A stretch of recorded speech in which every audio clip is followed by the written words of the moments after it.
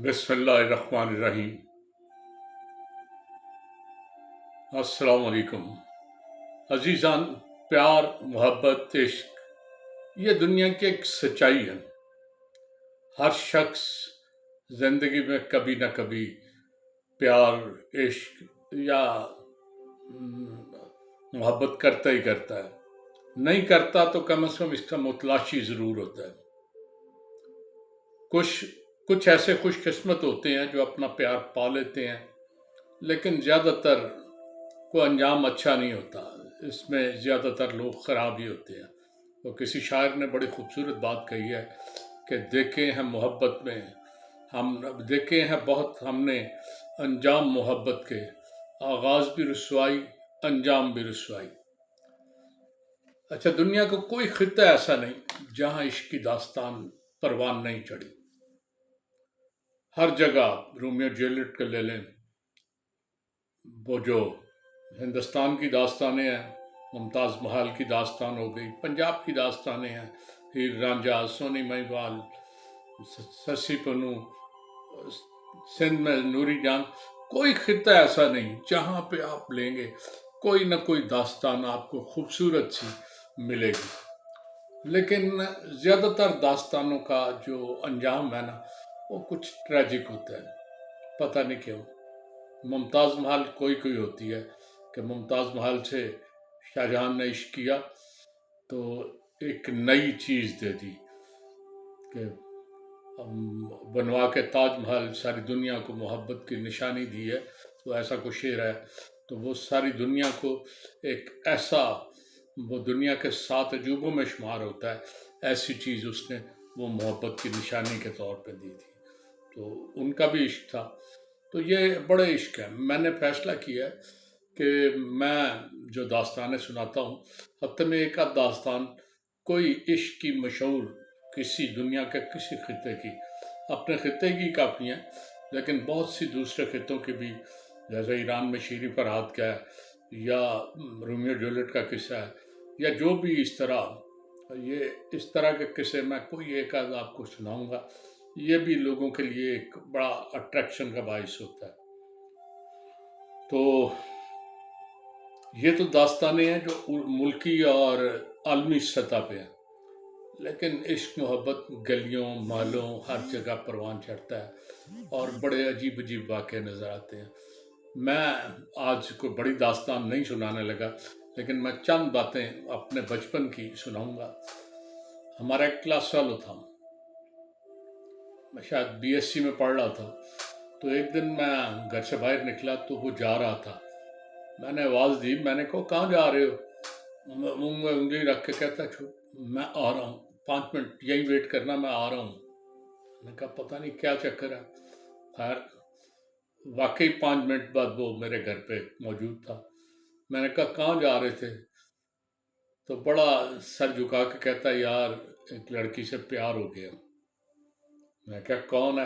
کہتا میرے والد صاحب کا ایک دوست ہے، ان کی بیٹی ہے۔ تو میں کیا کوئی نامہ و پیغام کچھ آپس میں؟ کہتا نہیں تمہیں پتہ نہیں۔ میں کیا پتہ نہیں؟ اس لڑکی کا باپ دیکھا ہے؟ وہ اس کا قد اور شکل دیکھی ہے کتنی کرخت ہے، مجھے تو ڈر لگتا ہے اس لڑکی کے پاس جاتے ہوئے۔ تو میں کہا پھر عشق کس بات کا، اگر تم کوئی قربانی؟ کہتا نہیں، قربانی بھی وہ بعض کنڈیشنز کے ساتھ جائز ہوتی ہے، اس لیے میں آگے نہیں بڑھا، ابھی میں کوشش کر رہا ہوں۔ میں نے کہا کیا کوشش ہے؟ کہتا ہے ابھی میرا فاصلہ اس کا درمیانی جو ہے نا، وہ تقریباً 2 فرلانگ ہے۔ کہ 2 فرلانگ پہ عشق؟ کہتا ہاں، وہ میں کوشش کر رہا ہوں کہ روز 1-2 قدم آگے ہوں، وہ فاصلہ آہستہ آہستہ ہمارے درمیان کم ہوتا جائے۔ دوسرا میں وہ ڈائلاگ پریکٹس کر رہا ہوں کہ جو پہلی دفعہ اس سے مل کے کہوں گا۔ میں کہ جتنی تم میں ہمت ہے تمہیں تو ڈائلاگ بھول جائے گا۔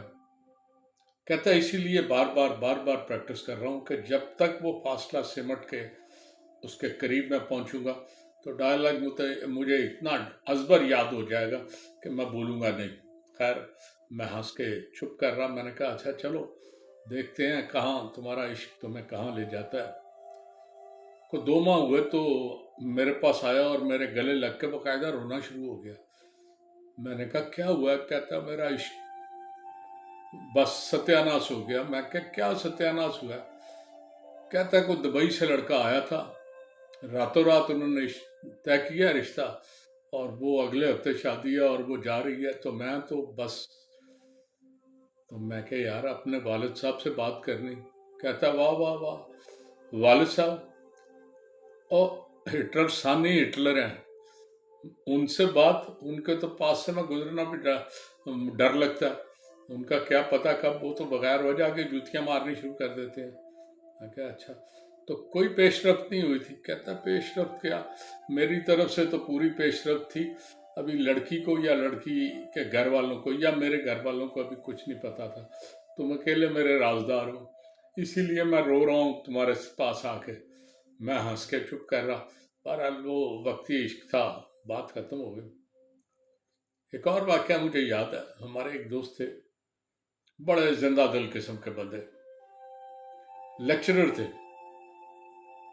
تو میں ایک دن اس سے ملنے اس کے گھر چلا گیا، تو اس کے والد صاحب جو ہے نا، ایک بند سی گلی تھی جس میں ان کا گھر تھا، تو اس کے والد صاحب محلے میں کرسیاں بچھا کے نا تو بیٹھے ہوتے تھے، لوگ آ گئے بیٹھے گپ شپ لگائی، ریٹائرڈ آدمی تھے۔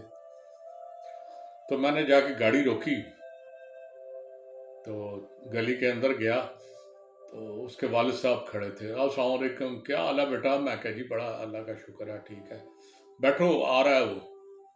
میں کہا جی کہاں گیا ہے؟ دو چار موٹی موٹی گالیاں نکال کہتے ہیں اس کنجر نو ایک پیڑی عادت ہے۔ میں کہا جی کیا بری عادت ہے؟ محلے کی کوئی لڑکی اپنے گھر سے باہر نکلتی ہے نا تو اسے پتہ نہیں کیا تکلیف ہوتی ہے، جمپ لگا کے پیچھے پیچھے چل پڑتا ہے۔ یہ وہ تیسرے گھر میں جو لڑکی ہے نا، وہ ابھی میں نے دیکھا نکلی تھی، میں اوپر سے دیکھ رہا تھا، یہ کرسی پہ بیٹھا تھا، وہ نکلی ہے نا تو اس کے چہرے پہ رونق آ گئی، پیچھے پیچھے چل پڑا۔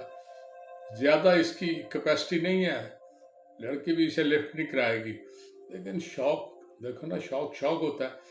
وہ بس سٹاپ تک اسے چھوڑنا گیا ہے، جب وہ ویگن پہ چڑھ جائے گی نا تو بھاگا واپس آ جائے گا، یہی اس کی اوقات ہے۔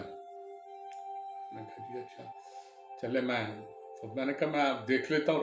نہیں پتر تو میرے کو بیٹھ، میں تم سے گپ شپ لگاتا ہوں۔ میں ان کے پاس بیٹھ کے گپ شپ لگا رہے تھے تو اتنے میں میرا دوست آیا، بڑے اتفاق سے اس نے نعرہ لگایا، گلے ملا۔ وہ مجھے گلے مل رہا تھا تو اس کے والد صاحب نے بازو پکڑ کے اپنی طرف کھینچا، ادھر آپ پہلے میری گل سن۔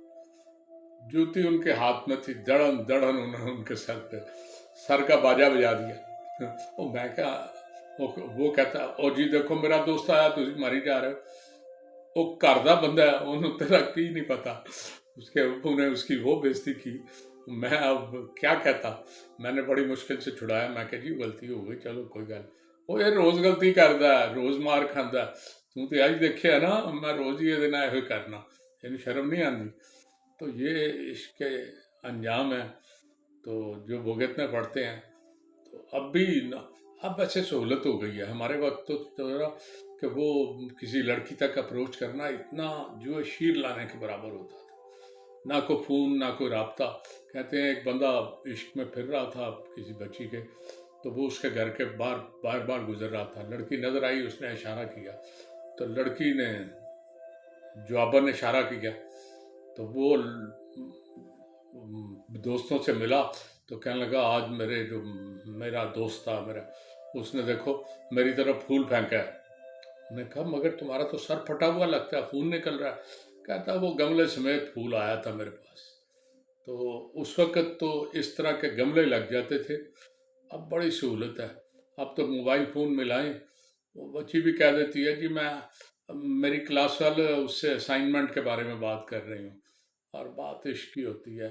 سارا یہی چل رہا ہے، کلچر بدل گیا ہے، زمانہ بدل گیا ہے، وہ کہتے ہیں نا حیا نہیں ہے زمانے کی آنکھ میں باقی۔ تو میں کیا کہوں، بہرحال بہت سی باتیں ہیں، آج ایسے ہی گپ شپ کے لیے تھوڑی سی باتیں کی، انشاءاللہ کچھ داستانیں آپ کو اگلے ہفتے سناؤں گا۔ اللہ حافظ۔